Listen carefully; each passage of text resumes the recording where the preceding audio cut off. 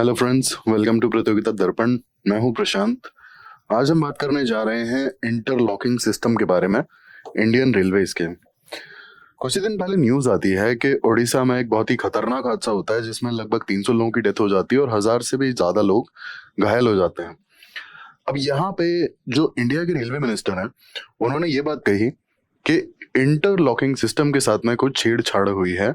यही कारण है कि ये इतना बड़ा जो एक्सीडेंट है ये हुआ, इंटरलॉकिंग सिस्टम का कुछ इशू था। तो अब हम बात करेंगे आज इंटरलॉकिंग सिस्टम के बारे में। सबसे पहले मैं आपसे ये पूछना चाहता हूँ कि अगर आप एक क्वेश्चन का जवाब दीजिए कि अगर आपको ऐसा लगता है कि मतलब ट्रेन्स ऑटोमेटिकली ट्रैक्स पे चलती हैं, या फिर होता है कि एक्सीडेंट्स नहीं हो सकते हैं, या फिर बेसिकली जो ट्रेन्स की सेफ्टी है जब ट्रैक्स पर वो होती हैं तो कैसे इंश्योर की जाती है, आपको क्या लगता है? इसका कोई सिस्टम तो होगा। ऑब्वियस सी बात है कि बिना किसी सिस्टम के आप ट्रेन्स को कैसे, मतलब एक सर्टेन ट्रेन है, सपोज आपका ये ट्रैक है, ठीक है, इस ट्रैक पे ऑलरेडी यहाँ पर एक ट्रेन जो है, ठीक है, ये ऑलरेडी यहाँ पे ट्रैवल कर रही है, ठीक है। अब इसके पीछे जो आने वाली ट्रेन है उसे कैसे पता पड़ेगा कि इस ट्रैक पे आगे एक और ट्रेन चल रही है एंड इट्स नॉट सेफ कि हम एक कांस्टेंट स्पीड या ज्यादा स्पीड से इसी ट्रैक पे हम कंटिन्यू करते जाएं। जैसे आप सपोज ये ले लीजिए एक और ट्रेन, ठीक है, इस ट्रेन को कैसे पता पड़ेगा कि आगे एक और ट्रेन चल रही है? और कई बार जो होता है कि मतलब आउट ऑफ साइट होता है, या फिर ट्रैक्स कुछ ऐसे होते हैं, या फिर स्पीड कुछ ऐसी होती है, ठीक है। अब सपोज अगर ये कर्व ट्रैक है तो कैसे पता पड़ेगा ट्रेन को कि आगे कोई ट्रेन है? पीछे वाली ट्रेन को तो दिखाई ही नहीं देगा ना, क्योंकि ट्रैक आगे कर्व्ड है, हमेशा स्ट्रेट ट्रैक तो होता नहीं है ना। और ट्रेन की स्पीड इतनी ज्यादा होती है, एज वेल एज इतना ज्यादा लाइक वेट और वो सारी चीजें अगर हम देखें तो बहुत स्लो रुक पाती हैं। एकदम से इमरजेंसी ब्रेक नहीं लगाया जा सकते, एक्सीडेंट और ज्यादा हो सकता है, डीएल हो सकती है ट्रेन, तो बहुत आहिस्ता रोकनी पड़ती है, ठीक है। अब कैसे पता पड़ेगा बेसिकली कि आगे एक और ट्रेन चल रही है इसी ट्रैक पे? कैसे इनकी सेफ्टी इंश्योर की जाएगी? और चलिए दिन में तो दिख भी जाएगी, रात में कैसे पता पड़ेगा? तो यहाँ पे बेसिकली जो काम करता है, जो सेफ्टी मैकेनिज्म है, उसी को हम कहते हैं इंटरलॉकिंग सिस्टम, ठीक है। जो इन ट्रेन्स की जो ट्रैक है, ट्रैक पे इनकी जो सेफ्टी इंश्योर करता है, वही सिस्टम है, वही मैकेनिज्म है इंटरलॉकिंग सिस्टम। अब इसे हम डिटेल में जानते हैं क्या है ये इंटरलॉकिंग सिस्टम, क्या इसके कंपोनेंट्स हैं और कैसे ये काम करता है। सबसे पहले मैं आपको बता दूं कि इंटरलॉकिंग सिस्टम बेसिकली जो लेटेस्ट है that is electronic interlocking system, ठीक है। अब यहाँ पे हम देख लेते हैं, interlocking system refers to the crucial safety mechanism to control train movements and ensure safe operations between the railway stations as well as junctions, ठीक है। अब यहाँ पे पहले अगर हम देखें कि आप सोच रहे होंगे कि सपोज अगर आज की तारीख में सॉफ्टवेयर्स और कंप्यूटर्स और मतलब ये जो इतने सारे इलेक्ट्रॉनिक डिवाइसेस आ गए हैं तो इनसे सेफ्टी इंश्योर की जाती है। पहले कैसे होता था? आज से 10 20 30 साल पहले जब ट्रेन ऑपरेट होती थी तब कैसे एक्सीडेंट्स को अवॉइड किया जाता था? क्योंकि ट्रेन की सेफ्टी तो तब भी जरूरी थी, बिल्कुल। तो एग्जैक्टली होता क्या था कि सपोज आपका ये ट्रैक है, ठीक है, यहाँ पे आपका एक पर्टिकुलर स्टेशन है और यहाँ पे आपका एक और पर्टिकुलर स्टेशन है। अब अगर कोई ट्रेन यहां से सपोज पास कर रही है, ठीक है, तो यहाँ पे एक बंदा उसे ग्रीन सिग्नल या रेड सिग्नल देगा, ठीक है, और वो आगे निकल जाएगी। और फिर इसके बाद, ये बहुत पहले का बता रहा हूं मैं, और इसके बाद फोन करके बकायदा ट्रेन का इंफॉर्मेशन अगले स्टेशन को पास कर दिया जाएगा, स्टेशन मास्टर को पास कर दिया जाएगा। अब अगर स्टेशन मास्टर के पास इससे पहले अगर कोई ट्रेन गई है और उसने ट्रैक की जो सेफ्टी है वो इंश्योर की है, क्योंकि आप देखेंगे पहले क्या होता था, आज की तारीख में तो चलिए हमारा जो इंटरलॉकिंग सिस्टम है वो अलग है, बहुत पहले की बात कर रहा हूं मैं, आज से लगभग 15 से 20 25 साल पहले की अगर हम बात करें, छोटे छोटे स्टेशन पे क्या होता था कि आपने देखा होगा कि एक बंदा 2 झंडे लेके खड़ा हो जाता था, एक रेड एक ग्रीन, ठीक है। और सेम ड्राइवर के पास में भी, जो ट्रेन का ड्राइवर होता था, इंजन का, लोकोमोटिव का जो ड्राइवर होता था, उसके पास भी 2 फ्लैग्स होते थे, आज भी होते हैं, ऐसी कोई बात नहीं है, ठीक है। तो उस समय पे होता क्या था कि आज जो काम सिग्नल्स और ये सब सारी चीजें इंटरलॉकिंग सिस्टम कर देता है ना, अभी हम आगे देखेंगे कि इंडिया के बहुत सारे स्टेशन पे आज भी वही सिनेरियो चल रहा है जो मैं आपको बता रहा हूँ। स्टेशन मास्टर यहाँ पे एक रेड फ्लैग होगा उसके पास और एक ग्रीन फ्लैग होगा, ठीक है। मैं कन्वीनियंट के लिए इसको ग्रीन कर देता हूँ, एक रेड फ्लैग होगा और एक ग्रीन होगा। अब बेसिकली यहां से तो ट्रेन को ग्रीन सिग्नल मिल गया, इस वाले पोजीशन पे, इस वाले स्टेशन पे अगर यहां से निकलते हुए ट्रेन में ड्राइवर ने अगर रेड फ्लैग दिखा दिया, इसका मतलब है कि ट्रैक पे कुछ इशू हो सकता है, ठीक है, उसे इंश्योर करना जरूरी है। और अगर ड्राइवर ने ग्रीन फ्लैग दिखा दिया मींस ट्रैक क्लियर है, कोई दिक्कत नहीं है। तो ये ट्रेन जब यहां आएगी और अगले स्टेशन से इन्हें इंफॉर्मेशन मिलेगी, लाइक अगले स्टेशन से भी इनको इंफॉर्मेशन मिल जाएगी कि आगे ट्रैक क्लियर है, और यहां से आती हुई ट्रेन जो पहले गुजरी है इस ट्रेन से, उसने भी, ड्राइवर ने कंफर्म कर दिया कि ट्रैक क्लियर है। तो जब ये ट्रेन यहां पहुंचेगी तो यहाँ का जो स्टेशन मास्टर होगा वो ग्रीन फ्लैग दिखा देगा ट्रेन को। सेम ये वाली जो ट्रेन है ये भी करती चली आएगी, अगर ट्रैक क्लियर है तो ये फर्स्ट स्टेशन पर भी इसने ग्रीन फ्लैग दिखा दिया ड्राइवर ने लोकोमोटिव के, और यहाँ पर भी ग्रीन फ्लैग दिखा दिया। तो ये सिस्टम कुछ ऐसे काम करता था, ठीक है, जो सेफ्टी मैकेनिज्म पहले था। अब आज की तारीख में, अब आप इसे समझें अगर ऐसे, तो ये जो सेंटर वाला स्टेशन है, इस वाले स्टेशन से भी यहाँ पे इंफॉर्मेशन पहुंच गई और एक अगले स्टेशन से भी यहाँ पे इंफॉर्मेशन पहुंच गई कि ट्रैक क्लियर है और सेफ है, ठीक है। तो ये सेंटर वाला जो स्टेशन है इसने आती हुई ट्रेन को ग्रीन सिग्नल प्रोवाइड कर दिया। ऐसी ये सेफ्टी इंश्योर की जाती थी, ठीक है। अब इंटरलॉकिंग सिस्टम की अगर हम बात करें, इंटरलॉकिंग सिस्टम भी यही सेफ्टी इंश्योर करता है ना, और इसके कंपोनेंट्स हम आगे देखेंगे कि कैसे करता है।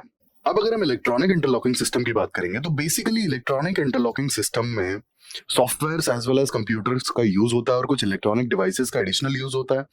दैट्स व्हाई इसे इलेक्ट्रॉनिक इंटरलॉकिंग सिस्टम भी कहते हैं, ठीक है।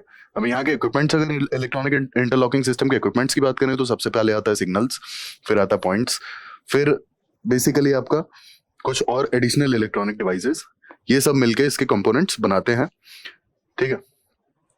अब यहाँ पे सबसे इंपॉर्टेंट चीज है कि ऑलमोस्ट 45% इंडियन रेलवे का जो नेटवर्क है उसका 45% is covered with the electronic interlocking system.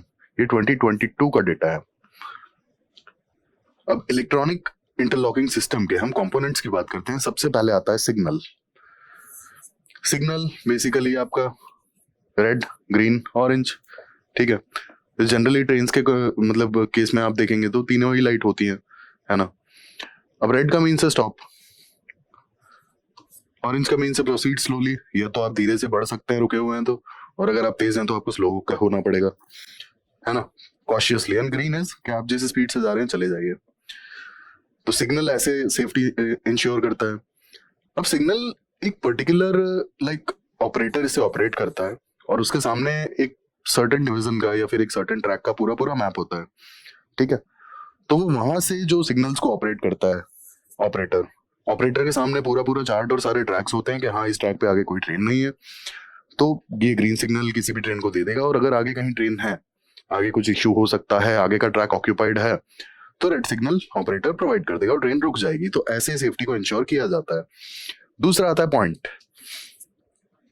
अब पॉइंट इज बेसिकली, आपने देखा होगा कि एक ट्रैक है, ठीक है, और सडनली ये ट्रैक आगे भी जा रहा है और यहां से एक डाइवर्जन भी निकल रहा है जो लूप लाइन पे जा रहा है ना। तो ये जो पॉइंट होता है ना, पॉइंट का मतलब होता है ये वाला पॉइंट जहां से ट्रेन को डाइवर्ट करना है, या तो इधर के लिए या फिर इधर के लिए। तो ये जो डाइवर्जन क्रिएट करता है वही है पॉइंट। उसको आप सीधे जाने के लिए ट्रेन को गाइड करना है तो भी यूज कर सकते हैं, और उस सेम पॉइंट को आप यूज कर सकते हैं अगर आपको इस डायरेक्शन में या दूसरे लूप लाइन वाले ट्रैक पे आपको ट्रेन डाइवर्ट करनी है तब भी। ये हो गया पॉइंट। तीसरा आता है ट्रैक सर्किट।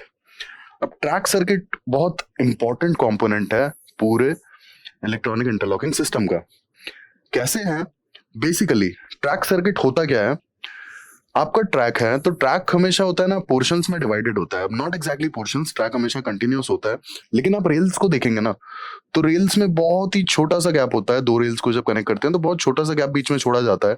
हालांकि उसका एक रीजन ये भी है कि ट्रैक्स गर्मियों में थर्मल एक्सपेंशन की वजह से थोड़ा सा लेंथ बढ़ जाता है, इसलिए भी जो दो रेल्स हैं उनके बीच में थोड़ा सा गैप छोड़ा जाता है, ठीक है। यहाँ पे इनको कनेक्ट किया जाता है इस तरीके से। फिर आपका जैसे यहाँ पे ये रेल खत्म हुआ तो थोड़ा सा गैप होगा, फिर बहुत थोड़ा सा गैप होता है, आपको पास जाके ही आप ऑब्जर्व कर पाएंगे, ठीक है, आपको दूर से नहीं दिखेगा, इतना हार्डली कुछ एमएम्स में होता है वो गैप। अब ये जो गैप है ना, यही खूबी है ट्रैक सर्किट की। इस रेल का पूरा पूरा ट्रैक सर्किट, यहाँ पे एक इलेक्ट्रॉनिक सर्किट लगाया जाएगा और इस इलेक्ट्रॉनिक सर्किट की खास बात ये होगी कि जब भी इस पर कोई ट्रेन होगी तो हम ट्रैक सर्किट के थ्रू ये जान पाएंगे कि ये ट्रैक ऑक्यूपाइड है। ठीक है, बहुत ही लो वोल्टेज सर्किट होता है, ऐसा नहीं है कि कोई बहुत बड़ा सर्किट है और आपको ट्रेन छू रेल्स का मतलब ट्रैक छूते से किसी को भी करंट लग जाएगा, ऐसा नहीं है। बहुत बहुत ही हल्के वोल्टेज का, आई गेस 5 वोल्ट या फिर 3 वोल्ट के लगभग का ये ट्रैक सर्किट होता है। बट इसकी खास बात यह है कि अगर ट्रैक पर कोई भी ट्रेन ऊपर खड़ी है तो यहाँ पे इलेक्ट्रॉनिक सर्किट उसे डिटेक्ट करके और सीधा ऑपरेटर को बता देगा कि यहाँ इस पर्टिकुलर ट्रैक पे एक ट्रेन खड़ी है एंड इट इज ऑक्यूपाइड। अब ट्रैक सर्किट की एक खास बात होती है कि track circuit fail safe mode पर काम करता है। फेल सेफ मोड बेसिकली होता क्या है ना, कि अगर ट्रैक सर्किट फेल हो गया या ट्रैक सर्किट खराब हो गया तो हमारी ट्रेन सेफ रहनी चाहिए, यही है इसका प्रिंसिपल। अब अगर ट्रैक सर्किट फेल होता है और हमारी ट्रेन सेफ रहनी चाहिए तो वो कैसे पॉसिबल होगा? वो ऐसे पॉसिबल होगा कि ट्रैक सर्किट अगर खराब होता है या फेल होता है तो वो बाय डिफॉल्ट पर्टिकुलर ट्रैक को ऑक्यूपाइड ही दिखाएगा। वो बाय डिफॉल्ट एक पर्टिकुलर ट्रैक को ऑक्यूपाइड ही दिखाएगा। इस वाले ट्रैक का अगर ट्रैक सर्किट खराब हो जाता है तो हमें वो ऑक्यूपाइड ही दिखना है। हम उसमें वहां डिफरेंशिएट नहीं कर पाएंगे कि यहाँ पे ट्रैक सर्किट खराब हुआ है या ऑक्यूपाइड सच में है। ठीक है, तो हमारी ट्रेन सेफ रहेगी क्योंकि जब हमने देख लिया कि हाँ ये ऑक्यूपाइड है तो ऑपरेटर उस ट्रेन को मतलब उस ऑक्यूपेंसी को देख करके उस ट्रैक पर अदर ट्रेन को आने की परमिशन नहीं देगा। कैसे नहीं देगा? सिग्नल ही नहीं मिलेगा। ठीक है, या फिर होता है कि पॉइंट चेंज कर दिया जाएगा कि उस पर्टिकुलर ट्रेन को जो पीछे से आ रही है उसे लूप लाइन पर डाल दिया जाएगा, है ना, उसका ट्रैक चेंज हो जाएगा। तो ऐसे हमारी ट्रेन की सेफ्टी इंश्योर कर ली जाएगी। लास्टली एडिशनल कंपोनेंट्स, कुछ एडिशनल इलेक्ट्रॉनिक डिवाइसेस और भी होती हैं जिनकी मदद से हमारा इलेक्ट्रॉनिक इंटरलॉकिंग इंश्योर किया जाता है। ठीक है, तो ये हमने जाना electronic components of electronic interlocking. अब हम बात कर लेते हैं कि ये फंक्शन कैसे करता है। सबसे पहले आता है command reception and route setting. अब यहाँ पे होता क्या है, जैसा मैंने आपको बताया था कि ट्रैक सर्किट के थ्रू ट्रैक की ऑक्यूपेंसी को देखा जाता है। अब यहाँ पर कमांड रिसेप्शन एज इन जो ऑपरेटर है, जो कमांड एंड कंट्रोल सेंटर पर बैठे हुए ऑपरेटर हैं जिनके सामने पूरा पूरा सिस्टम है, वो अपने सिस्टम पर देखेंगे कि ये वाला ट्रैक ऑक्यूपाइड है या फिर नहीं है। अगर वो वाला ट्रैक ऑक्यूपाइड है तो उसके अकॉर्डिंग रूट सेट किया जाएगा, उसके अकॉर्डिंग पॉइंट को चेंज किया जाएगा, उसके अकॉर्डिंग सिग्नल्स दिए जाएंगे। अब एग्जांपल के लिए ऐसे समझते हैं कि यहाँ पे 2 ट्रैक्स हैं। ठीक है, यहाँ पे 2 ट्रैक्स हैं, एक है लूप लाइन वाला ट्रैक जो कि प्लेटफॉर्म की तरफ जाएगा और एक है मेन ट्रैक जो स्ट्रेट निकल जाएगा। यहां से एक ट्रेन आ रही है।